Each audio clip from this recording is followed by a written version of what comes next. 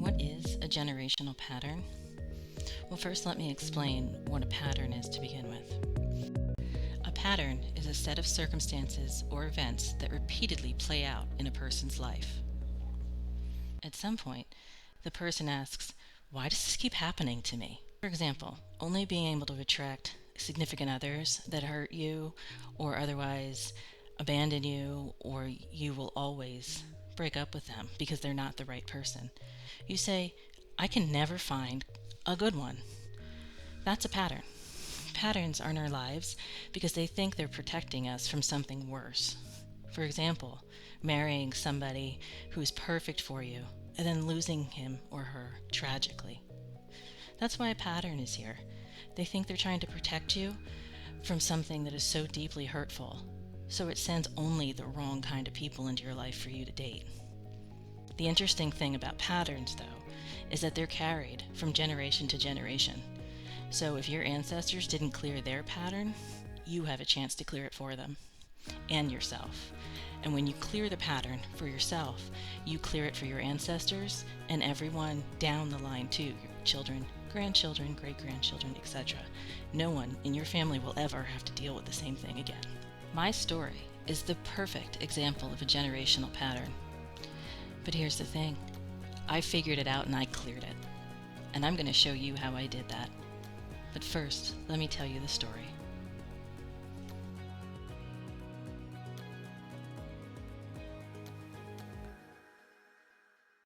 Dear Mom, I remember the day that you told Nanny. I never saw her so angry. I never saw you so sad. I was hiding on the stairs, listening to everything, peeking my head around ever so often to see what was happening. Mom, I wanted to hug you on that day like you were my own daughter, because Nanny would not. I too was angry with Nanny, Mom. I'm so sorry you went through that. I heard when my tiny, sweet Nanny bellowed, No, no, no, your brother loves you. He would never do anything like that. He is a good man. I heard you choking on your tears as you tried to stay firm. Mom, I'm telling you, I remember right here in this house, upstairs. No, Peggy, Nanny yelled.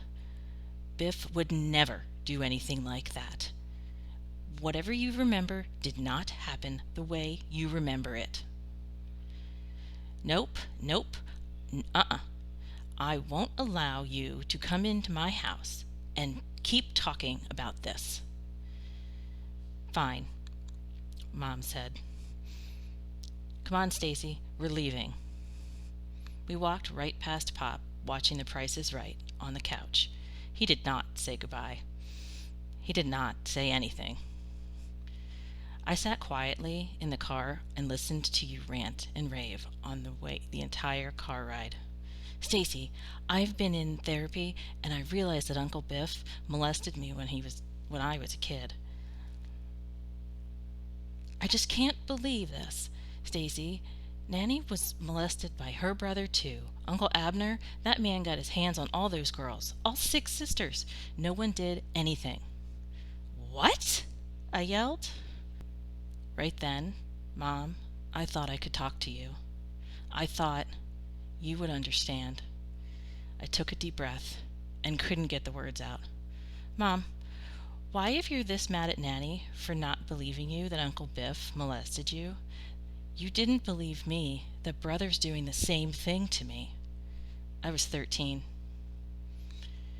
I was still a mama's girl. She had my heart in her hands. Mom, your eyes, Mom, whipped towards me as I kept staring straight ahead. I couldn't see you breathing harder. Maybe she'll get it now, I thought. Then I glanced at your face. The light turned green, and you began to drive. Well, she began, the whites of her knuckles bulging on the steering wheel.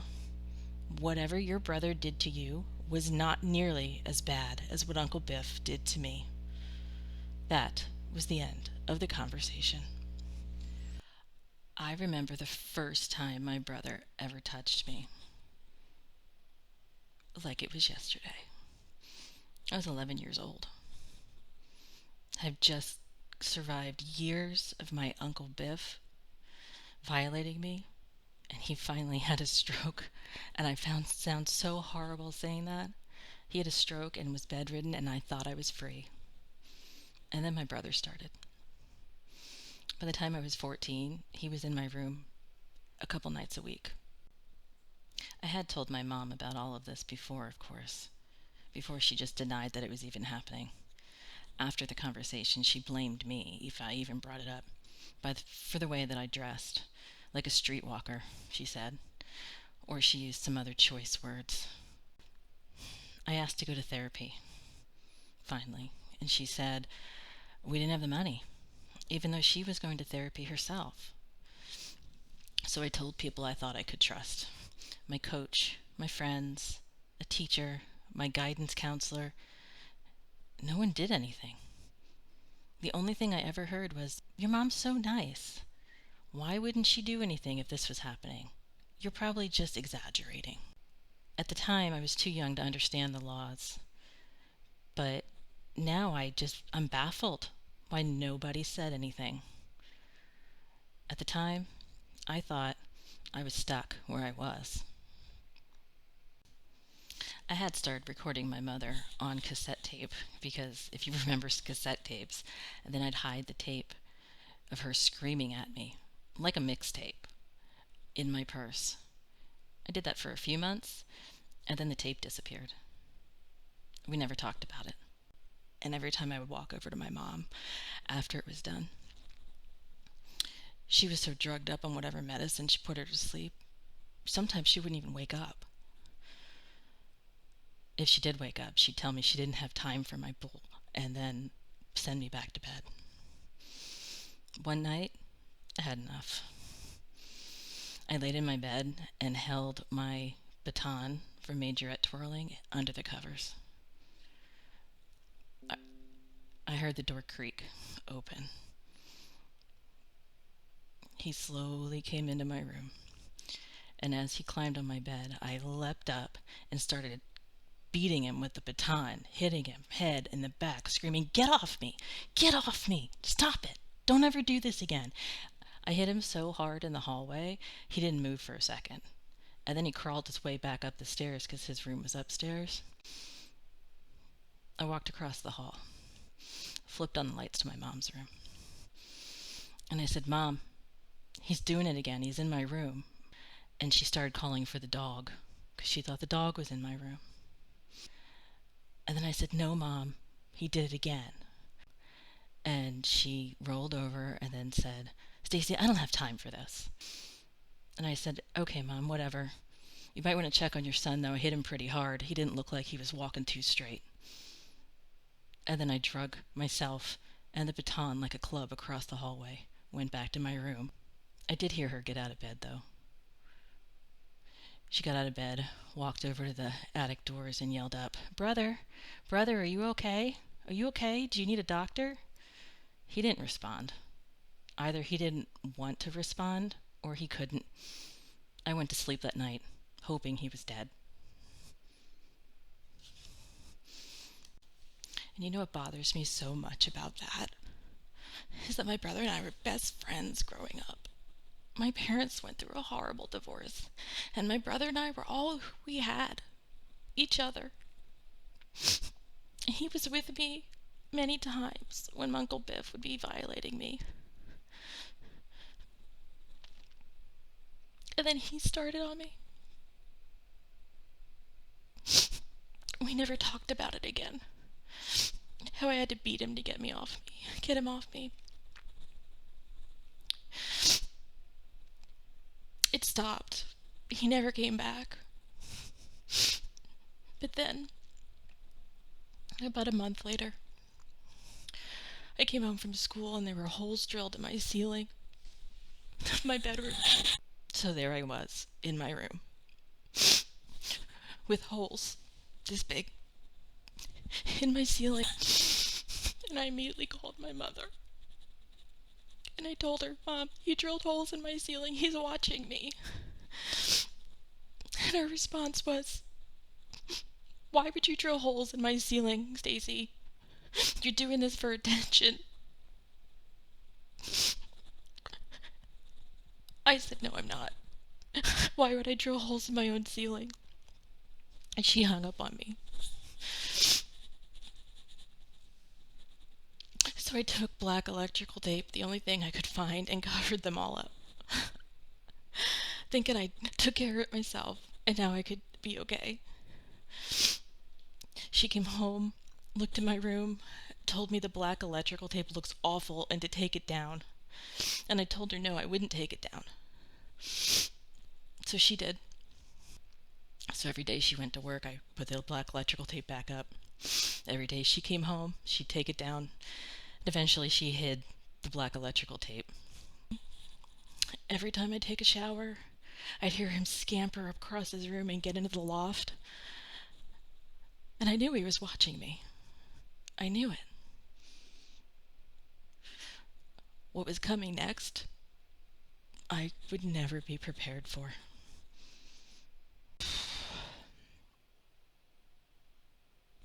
I'm telling my story to show how I recovered, in hopes that there's one person out there who can listen to this story and say, if she recovered, I can too. So if you can identify with this, please just tell me. Thank you. Because this is really hard.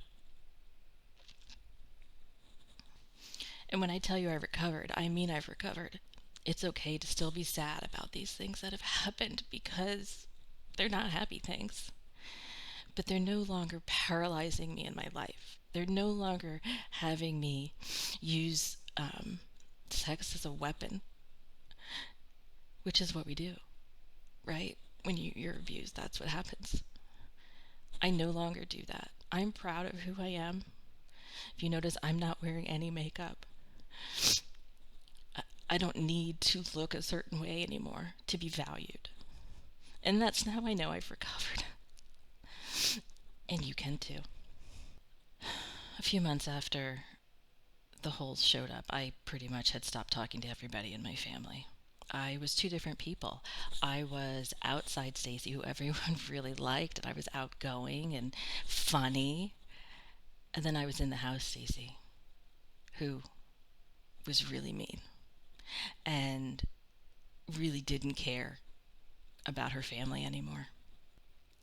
So I get a phone call one day from one of my brother's friends. We're going to call him Tall Nerdy Guy. He wanted to take me out on a date. And he really wasn't my type. And I wasn't into boys at this point anyway. After everything that had happened, I didn't want anything to do with it.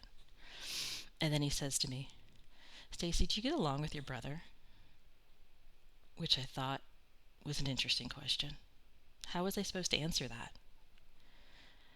All I said was, no, he's really mean to me. And Tall Nerdy Guy said, yeah, that's what I thought. And I said, why? And he said, because he has a videotape of you that he's selling to everybody at your high school and my high school, and I'm assuming other high schools. And I screamed into the phone, a videotape? And Tall Nerdy Guy said, yeah, looks like he's taping you from your ceiling while you're undressing, and sometimes he's hiding in the bathroom while you're showering. I didn't realize then that this guy probably had a copy of the videotape. I said, can I have a copy of it? And he said, I can give you all of the transcripts online. Because remember, this is the 90s, when he's selling it, all the chat conversations. And I said, okay. And he goes, only if you go out with me. I agreed to go out with him, just to get the evidence I needed. It was the dirtiest time I ever felt my entire life. Nothing happened on the date or anything, don't think that, but the fact that he blackmailed me just to go out with me, I mean, yeah, then he told everybody that, we did things on the date and we didn't. And I gained a reputation in my hometown that I didn't earn or deserve. So I went to my mom with the evidence. I showed her all the things that I had in that file, all of the chat sessions, and she couldn't deny it. She couldn't deny it anymore.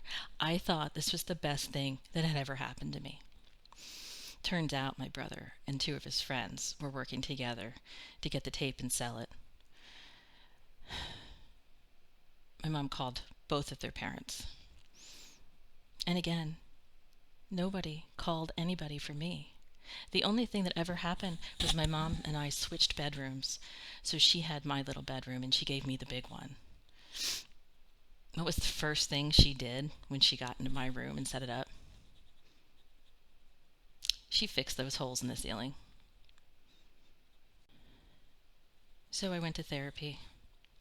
My mom took me to a therapist we'll call Bad Therapist. We sat in there for one session, and the therapist started talking and asking me what happened. And I told her everything from the age of 7, when it started with my uncle, on up to 15 when I'm sitting in that chair.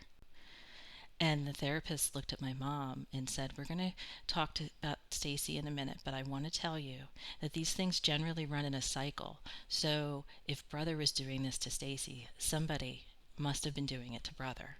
My mom went ghost white. And my mom said, "Well, who could that be?" I knew who that was, but I wasn't going to mention it. And the therapist said again, "Well, we'll talk about that later, but let's talk about Stacy." And my mom yelled, "I'm not going to sit here and coddle some little beep who dresses like a beep. I want to know who touched my little boy." And she stood up and stormed out. I looked at the bad therapist, and she said, "Well, I guess you need to go now." But guess what? She didn't call anybody either.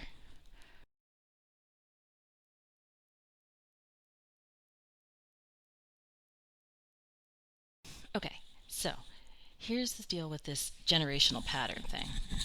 Um, my patterns I learned from Melissa were shame, rejection, and abandonment, which was playing out in every part of my life. And it would continue to play out in my life right up until a few months ago when I learned about all this. She said I had a past life where I was born with deformities in my reproductive organs in many, many hundreds of years ago. And when I was born in that lifetime, the father looked right at me and didn't want anything to do with me. He never held me, never spoke to me. And when I was born in this lifetime, I was born with twisted legs. I have a spinal and hip condition that I've had my entire life. And when I was born, my feet were all clubbed. And my dad took one look at me and said to the doctor, "Can we return her? She's damaged goods."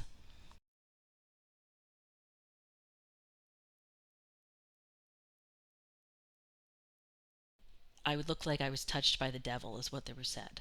So they hid me away at a very young age as a monk. And I never saw my parents again. They left me there, abandoned me, because they did not want to be associated with me. So when Melissa told me that story, I couldn't believe how strong these patterns are. She said, "Stacy, your patterns are shame, rejection, and abandonment." She said, "Of course this was going to happen." She's like, "You came in your life singing, 'If you love me, harm me, reject me, abandon me.' That's your pattern, because your pattern thinks it's protecting you from being hurt." And I said, "Well, that's weird. Why would they do that? And I'm still being hurt." And she's like, "That's the way the pattern works. You need to clear it. And then you can make choices in your life with all the goodness that comes." And Melissa repeated, "It's your pattern." I said, "Well, why wouldn't anybody, it's the 1990s, why wouldn't anybody have called CYS? So many people knew." And she repeated, "That's your pattern. Abandonment."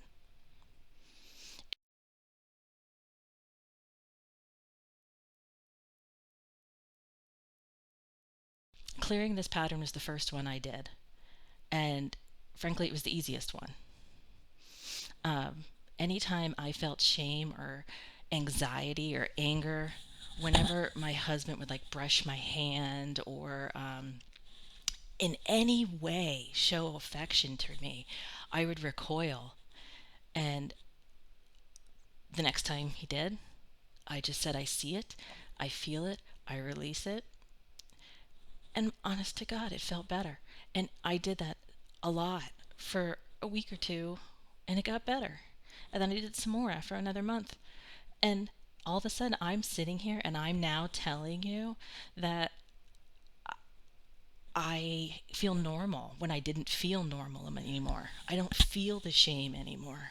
I don't have a family. I don't talk to my mother, my father, or my brother. And that's been a long time. And the reason we don't talk, when I started exploring all this started coming up for some reason. I wanted to talk to my mom about it. And I said, all I wanted was an apology. That is all I wanted, was an apology from her, because I know she did the best she could. I know that she was not equipped to handle all of that happened to me.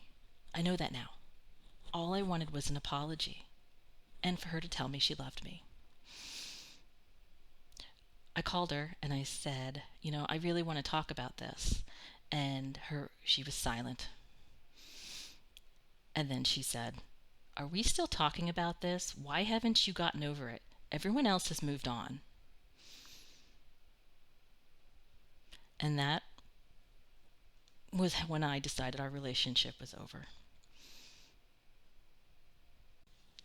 There is one other way I know that I've recovered from this. So in the first video, how I told you I would wake up every day obsessed with seeing my parents, obsessed with having them knowing that they love me. It was like I was waking up thinking I cannot live unless I know that they love me. And that's why I laid on that kitchen floor thinking I was going to die. I did not try to commit suicide. I was just laying there honestly thinking I was going to die because I had lost my lifeline, which was my parents. So I went from that to clearing this pattern. And now my parents are just people that I used to know. It's not as if I don't need them in my life anymore. I don't even want them in my life anymore. Do I love them? I don't know.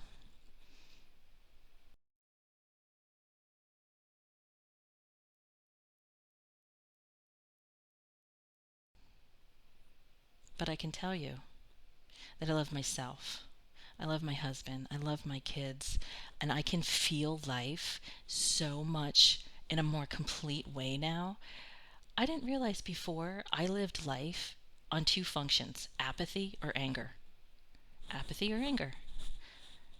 That was the only thing inside of me. In the next video, I'm going to talk to you about going through the dark night of the soul, where I lost that apathy, anger, duality, and rebuilt myself to somebody who's strong and loves herself and wants to help other people know that they can regain their life. Hey, do me a favor and please put a like on this video as a show of support for me and what I'm doing and trying to help other people, and subscribe to my channel, because the rest of what's coming is going to be so helpful for everybody, and you're going to see how I built myself back up after I realized all these patterns were holding me back. It's a really remarkable experience, I promise you.